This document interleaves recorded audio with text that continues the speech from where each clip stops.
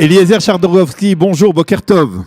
Boker Tov Daniel. Merci d'être avec nous ce matin sur Studio Kalita pour parler d'un projet important et qui prend plus d'importance en particulier ces jours-ci, dans cette période tout à fait marquante du calendrier hébraïque et du calendrier de l'État d'Israël moderne, en Yom HaZikaron, Yom HaShoah, ces journées du souvenir qui vont être marquées dans le cadre d'une association qui a été créée par le Rav Rimon, le Rav Tzvi Rimon, qui a créé l'association Soulamot.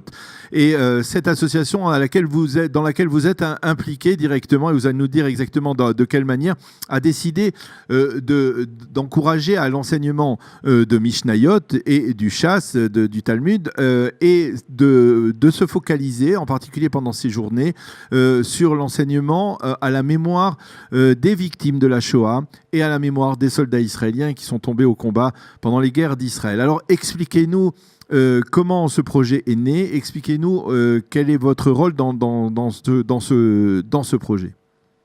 Absolument. Bon, mon rôle il est très bref. Je suis entre autres directeur du département francophone de Soulamot. On va en parler, mais je vais avec votre permission commencer par ce projet qui s'appelle Ratzim Beyachad, courons ensemble, qui réplique en quelque sorte le projet Ratzim le Mishnah, la course à la Mishnah qui a débuté il y a environ 4 ans et qui a un but très simple. Le but, c'est quand on commémore quelque chose, généralement c'est un acte assez passif. On écoute, on lit peut-être, on regarde. Et là, le but, c'est de rendre aux gens une mémoire active en la liant à nos mekorot, c'est-à-dire lier nos soldats à nos sources, à notre héritage. Chaque enfant, chaque famille, là, entre parenthèses, je dis que l'unicité de ce projet, c'est que c'est pas une personne qui étudie une Mishnah ou 2 Mishnah en mémoire d'un soldat ou de 2 soldats, c'est toute la famille, ensemble, enfants et parents, qui reçoivent l'identité d'un soldat qui a péri dans une des guerres d'Israël, sa biographie, apprennent à son sujet et choisissent les Mishnayot qui vont lire et qui vont étudier ensemble à la mémoire de ce soldat. Alors, si je comprends bien, c'est une démarche qui n'est pas une démarche, on va dire, solitaire, mais ça doit se faire dans un cadre familial. C'est important, ce cadre. C'est ça. C'est-à-dire, il y a des maillons. C'est-à-dire, c'est pas l'individu qui se connecte à un autre individu qui n'est plus de ce monde, mais c'est toute une famille qui étudie et en communauté d'études. Pourquoi? Parce que la dernière année, il y avait 26 ou 27 000 personnes qui ont étudié ainsi à la mémoire de soldats et de victimes de la Shoah. Il y a 2 ans, c'était 2000 personnes, et cette année, on pense qu'on va encore dépasser ce nombre, c'est-à-dire il y a ici une communauté véritable de mémoire et d'études qui se crée. Et il y a cette volonté que l'on comprend bien lorsque l'on vit en Israël de faire un lien entre les victimes de la Shoah et également les soldats tombés au combat. Il faut savoir que notre histoire, elle est une.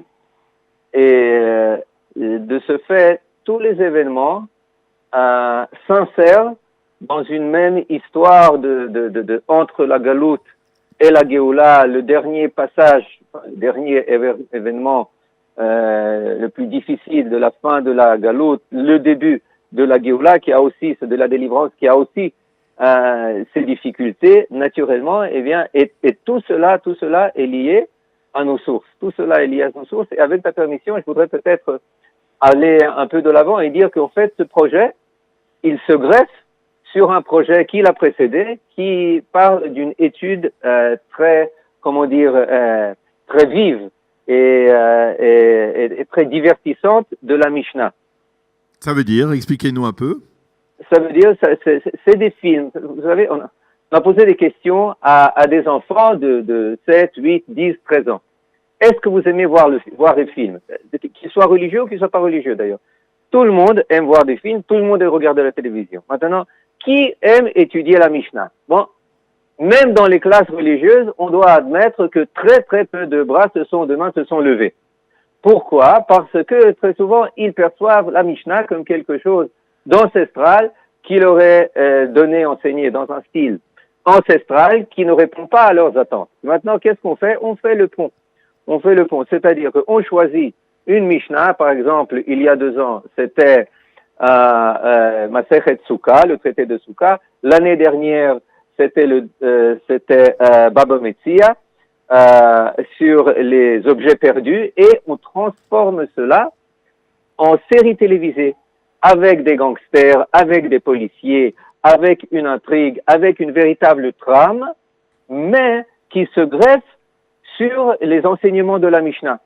C'est-à-dire que pour véritablement découvrir qui a volé le livre, je dois connaître la Mishnah. Et c'est chose Ça veut dire étonnante. on utilise, on va dire, les technologies, les plus modernes même, pour mieux concrétiser, en tout cas pour mieux rendre vivant quelque chose qui est relativement bien abstrait, il faut bien l'avouer, parce que parfois la Mishnah, elle est, parfois certains diront que c'est un peu rébarbatif, ça n'est pas adapté à notre époque, c'est difficile de capter l'attention d'un jeune enfant ou d'un garçon, même encore plus d'un adolescent, lorsque autour d'une Mishnah qui n'est plus véritablement d'actualité. Alors c'est ce que vous essayez de faire dans le cadre de ce projet.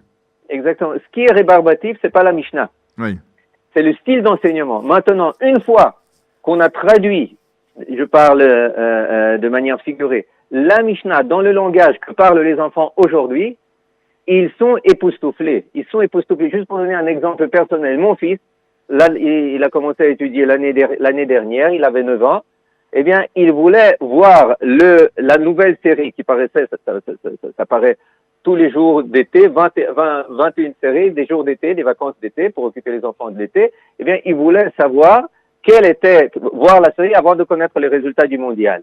Des enfants qui ne voulaient pas entendre parler, je parle même de familles religieuses, sans parler de familles traditionnalistes ou autres, qui ne voulaient pas entendre parler de la Mishnah. Maintenant, ils ont été captivés par ces choses-là. Là, j'ai devant moi des douzaines et des douzaines d'exemples et de témoignages de parents et d'enfants qui disent, eh bien, pour moi, c'est devenu quelque chose, des gens qui voient et revoient une deuxième, troisième, quatrième fois cette série.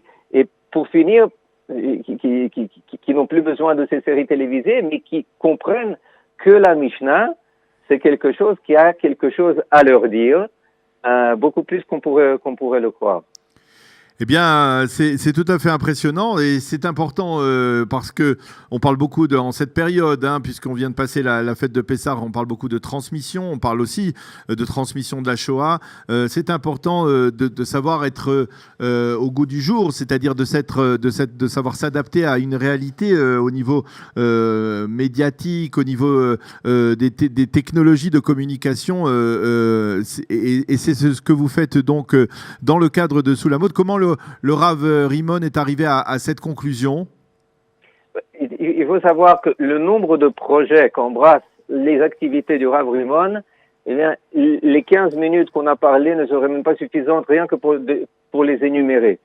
Tout simplement, il est très sensible aux besoins de la génération, au langage de la génération, au lieu où se trouve cette génération. Pour donner encore un autre exemple, maintenant, on parle de Aléa de France ou du judaïsme français, eh bien, dans la prochaine série qui va sortir cet été de Ratzim le Mishnah, un des enfants qui est un des héros principaux de la série, eh bien, ce sera un fils de Olim Chadashim de France. Ça sera en hébreu, il faut préciser. Ça sera en hébreu. On fait des efforts pour qu'il y ait des sous-titres en français. Pour l'instant, on n'est pas encore arrivé, on n'a pas encore trouvé le financement. Mais le but, c'est tôt ou tard, il y ait aussi des sous-titres en français. Mais même ceux qui ont un hébreu de base, eh bien, ils peuvent très bien se débrouiller. Vous, dans le cadre du département français, c'est une activité qui vous prend combien de temps dans la semaine? Non, le Ratzim le Mishnah, ce programme, c'est pas moi qui m'en occupe. Ah, d'accord. Ça, c'est le département israélien. C'est des personnes, c'est le Rav Aviad Bartov et Shira Felbert. D'ailleurs, le programme de l'étude en mémoire des soldats a été mis sur pied en coopération avec une personne qui veut rester anonyme, mais qui tient un site qui s'appelle Mishnayot et Tehilim. Il le fait complètement gratuitement. Mais là, en français, on édite des livres, on adapte pour le public francophone des manuels sur la Torah chez Birtav et sur la Torah chez Béalpé et des formations. C'est un département qui a commencé il y a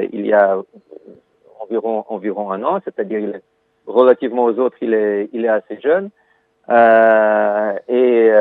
Cet été, cet hiver, il y a eu une formation pour des enseignants qui sont venus de Paris, d'Aix-en-Provence. Cet été, on renouvelle, et puis il y a toute une série de manuels qui va sortir avec l'espoir de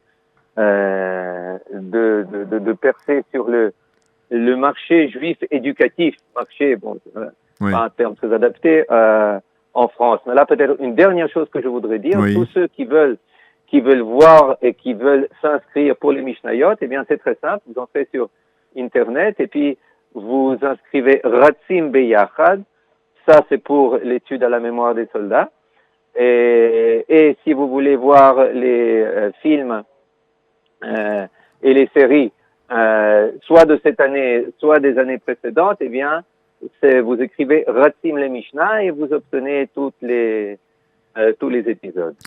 Eh bien, Eliezer Jardorowski, merci beaucoup d'avoir été avec nous ce matin sur Studio Kalita pour nous avoir expliqué donc ce projet de Ratzim la Mishnah et ce projet plus spécifique qui s'inscrit donc dans le cadre des commémorations de Yom HaShoah et du Yom HaZikaron à la mémoire des victimes de la Shoah et des soldats tombés au combat. Merci d'avoir été avec nous ce matin et bonne journée. Shalom. Merci à vous, les Traot.